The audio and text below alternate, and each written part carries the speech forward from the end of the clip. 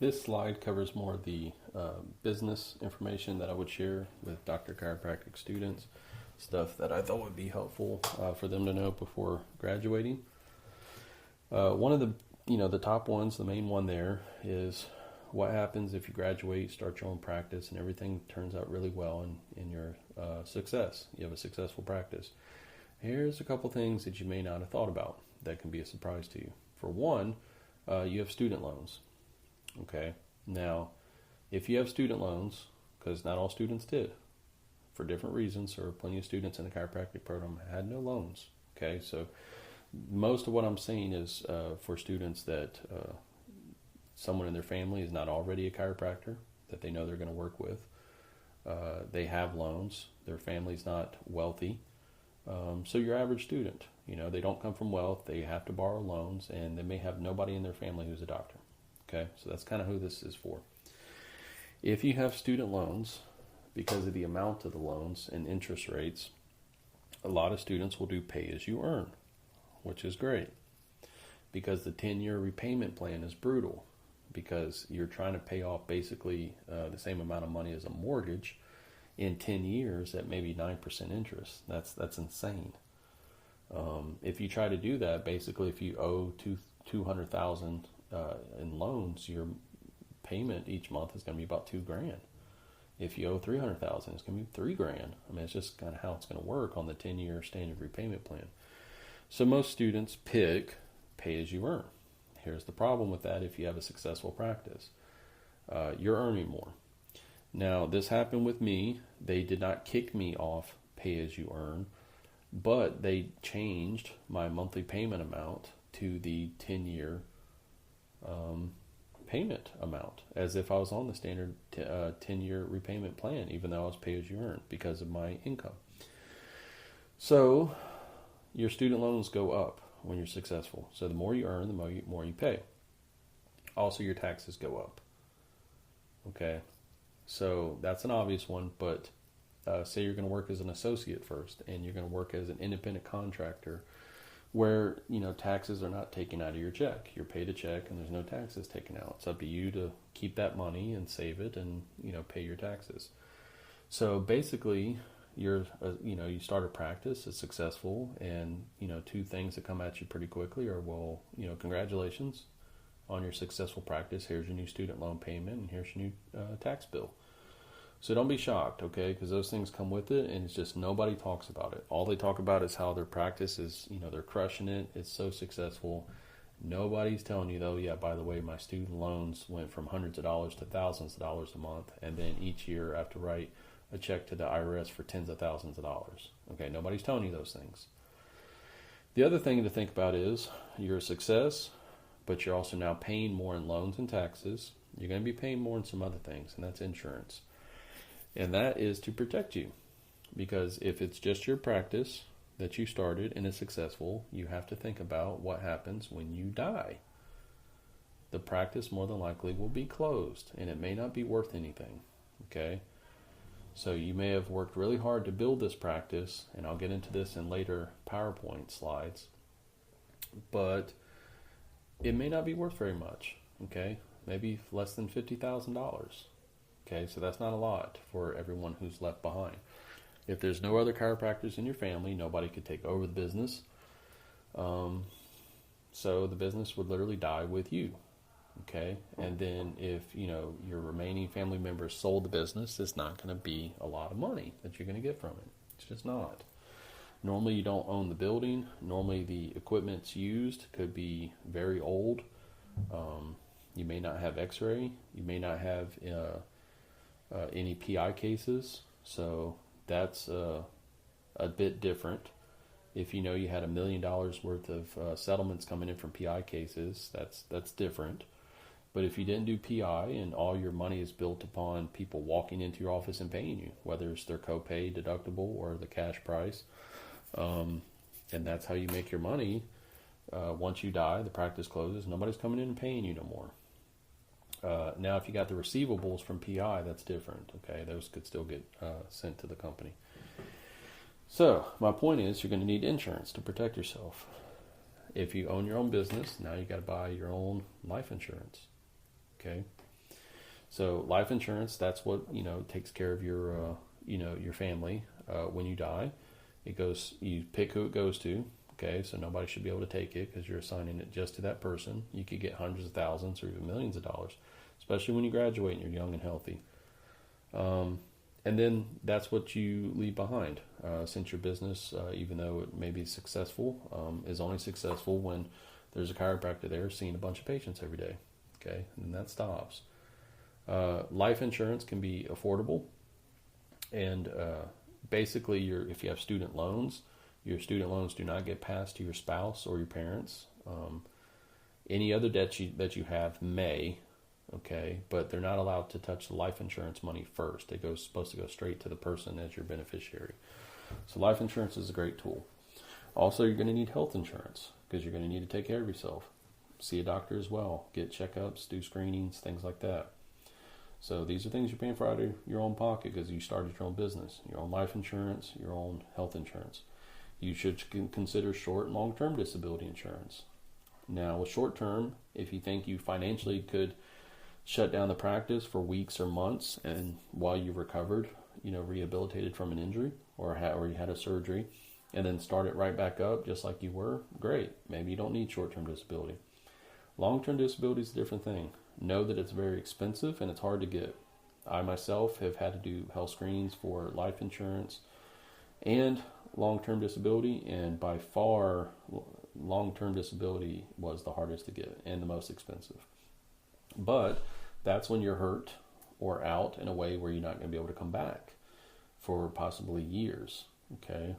And then you may need long-term disability. Another insurance that you may have to get more of is car insurance, because hey, you're a doctor, you have a successful practice. That's nice. What if you hit somebody and you cause serious injuries? If you just have minimum policy and say you're in your scrubs from the office, it's got doctor on it, it's got your business name on it, or maybe your business name is on your car somewhere, or you got a nice car. Because like I said, practice is going well. Bought yourself a nice car. All those things are going to be bad. If you have minimum policy, you hit somebody, you cause serious injuries, they could look beyond your insurance and try to come after you, which means you need to carry more liability for your motor vehicle. Okay, a lot of doctors carry $1 million policy for a very good reason. If they were to hit somebody and God forbid somebody dies, $1 million is there for that family, because obviously the doctor would have a lot of assets that the family could go after. So they try to satisfy them with a $1 million policy, and then hopefully they won't come after them personally. So while you may not need that, you may need to carry above the state minimum for car insurance. Okay, hope that makes sense. And then you're gonna, as the practice keeps making money, you're gonna buy things, house, toys. All right, all those are insured, of course. But those are assets, like I said, that somebody could come after you because you got malpractice, normally $1 to $3 million aggregate. So you got malpractice covered. You get your life insurance covered in case you die. You get your car insurance covered in case you hit somebody and cause a severe injury.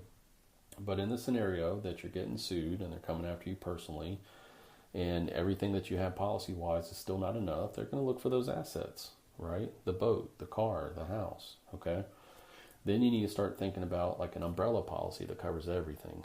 So you see where I'm going with this? The practice is successful. Great job. But now here's your new loan payment. Here's your new tax bill. Here's all the new insurances you got to carry. Okay, so nobody explained that to me. And then I had to go through it. And I did not like it. I did not like having to pay more in loans, pay more in taxes, and carry all this insurance. I didn't like it. Okay, so just a heads up. All right, next one, personal injury versus other. So a lot of practices just want to do cash. I understand it. They don't want to take insurance. They don't want to do workers' comp, and they don't want to do personal injury. In the state of Georgia, it's kind of hard to do workers' comp anyway, so let's just ignore that one. Insurance, I get it. Normally, from what I'm told, a lot of chiropractors, when patients want to use their insurance, their copay or their deductible requires them to pay more than if they would just be treated as a cash patient. So I get that. So I get where you could cut out insurance pretty easily. If you're just a general chiropractor where you do adjustments, x-rays and exams, and then modalities can be either billed through insurance or paid separately cash. But there may be types of specialized practices where it's a lot more expensive, and insurance does cover the therapies you provide, and you would want to use their insurance. So you may want to look at being in network or possibly just being out of network. That works too. Okay, that way you really don't have to do anything. But the whole point of PI versus other, for the people that they just want to do cash and they don't want to touch PI. Okay, here's the problem with that. Basically, if you're saying cash can make as much as PI, I would believe you. But here's the problem with that. PI can make as much as a busy cash practice with a lot less patients. Okay? So there's two sides to that. If you're a busy chiropractic office that does cash, and say you're making $1 million a year. All right, one location, let's just say one doctor, one location. You have enough patients that you gross $1 million a year. Okay, so that's very good. But think how many adjustments that chiropractor has to give in that year. It's a lot. And that's what the patients are there for. That's what they're expecting, to have their full spine adjusted every visit, which means a chiropractor has to be there and a chiropractor has to do it. Your CA can't do it. No one, your massage therapist can't do it. So now you kind of painted yourself into a corner. You marketed yourself as, I adjust your full spine every visit. I do it quick. People are happy with it, and it's a good price. And then you're so busy, and you gross $1 million. The thing is, a PI office can also gross $1 million and have a fraction of those patients because they're seeing patients for longer. A lot of chiropractic patients just come in every once in a while when they're hurting, when they're at their worst. PI, they tend to come in for 2 to 3 times a week for months, maybe years. Okay. So people are treating longer. The bills are getting higher. You get the bill for everything that you do. Your exam, your x-rays, your modalities, all your treatments goes on the bill. And then at the end, the case settles and you take a reduction, which, could be 50% or 60% reduction on your bill. But then you still got thousands of dollars because you had a patient that came in and treated consistently because it was in their interest to, so they could get a check. To whereas the cash patient, if money's tight, they may not come in, or they may feel better and not come in. With PI, they're told by the attorney, you need to go in and treat. We need a bill. We need this documentation. Okay. So think about that. PI, you can make the same amount of money with less patients. The downside with PI is it tends to require a pretty big staff. There's plenty of cash-based chiropractors where they don't even have a front desk because patients can check themselves in, and they just come back one at a time based on, first come, first serve to the chiropractic area to get adjusted. And then they have, their notes auto-generate. There's all these scenarios. So obviously a cash-based office where they're mostly doing full spine adjusting with limited modalities and no therapy and no x-rays, very low overhead. So I get that. PI does require x-ray, possibly having a medical doctor in-house, possibly having a massage therapist in-house, multiple CAs. So bigger overhead. But if you ask me, I prefer PI because I'd like to make the same money as a busy cash practice without having to kill my body and adjust all these patients. And when because I could have other people help me, like the CAs can help. Not everybody has to get adjusted every time. I adjust with arthrostim mostly, or flexion extraction. But you can't do that at a cash practice. They're expecting full spine Gonstead style spinal manipulation. So that's what I said. You kind of paint yourself into a corner because they want that every time. And PI, we would tell them they're there for therapy. So not chiropractic, but therapy, which means they may not get adjusted that day, or they may get adjusted with an instrument or a drop or flexion extraction. So that's easier on the chiropractor's body. Plus with PI, and this would probably never happen in a cash chiropractic office, if somebody said only their neck hurt from the car accident, we would only treat their neck.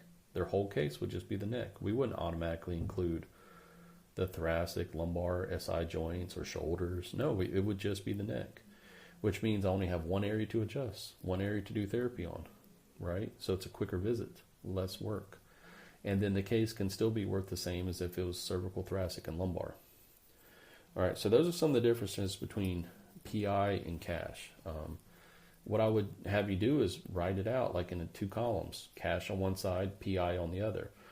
If you want to do cash and not take x-rays, but then think about all the money you would be losing out if you took x-rays and did PI, right? Just like look at it like that. All the things that you're giving up and money that you're leaving on the table, PI money, x-ray money, it could be a lot. I mean, a busy PI practice could make hundreds of thousands of dollars a year just in their x-rays, in the billing for x-rays. So that's what you're giving up potentially. Okay. The next one is starting your own office and you do cash practice first. Okay, here's the problem with that. If it's slow, you start your practice and it starts off slow and you need more money. This happens all the time. Then chiropractors start warming up to taking insurance, workers' comp, and personal injury, okay, to get by, to get through the slow part till they build it up, and then they'll go back to cash, 100% cash. Problem with that is you don't know how to do any of it, because it's possible the only offices you went and visited and the only thing you considered was a cash-based practice. Now you're trying to learn how to do insurance, learn how to do workers' comp, and learn how to do PI while your current practice is struggling. You're trying to do something while you're already your head's already going underwater. That's not a good way to do it. One thing I do recommend is when you're in school and you're visiting practices, visit insurance practices, visit PI practices, visit workers' comp practices. Learn how to do it, even if you don't think you're going to do it. You think you're going to do cash. That's what you're set on. You're set in your ways already before you even graduated. You're going to do cash, but learn how to do the stuff anyways, just in case, because it's a lot easier to add that into your practice, your cash practice when it's struggling. Add in the PI and workers' comp and insurance because you already know how to do it, than to be struggling and try to add it in and not know what you're doing. It's very bad, and it happens all the time. And a lot of times it causes practices to close in about 6 months. Okay, because they weren't flexible. They didn't have a plan B when the cash wasn't keeping it open. Okay, and the last one is ads. Be careful with ads. They're expensive, and most chiropractors just say they don't work. It's that simple. I've known people that done billboards. I've done all kind of ads in shopping centers, in newspapers and magazines. Newspaper is great, actually. Not an ad, but an article. If you still have a local newspaper, depending on what kind of area you live in, to do like a one-page interview with you as a new doctor in town when you open your practice, that actually can generate a lot of referrals. Because you're seen as you're an expert. You're in the newspaper. They interviewed you. You must be a really good doctor, even though you paid for it. You paid for the interview and all that stuff, right? But interviewing with the newspaper and getting in a full-page articles, it looks very nice. But otherwise, ads and stuff, it's a waste of money. I would just recommend not doing it and just focus on, marketing in person and try to get word of mouth. Eventually everybody wants an office to where, they're ranked on top in Google and they have so many patients that they have such good word of mouth that just between Google and word of mouth, they don't have to market anymore because new patients come in all the time. That's what everybody wants, but that takes a long time. So know that most of it will be marketing in person, your own time and effort and gas money. Trying to go the easier route, the more expensive but easier route using ads, it's a crapshoot, and most of the time it doesn't turn out too good.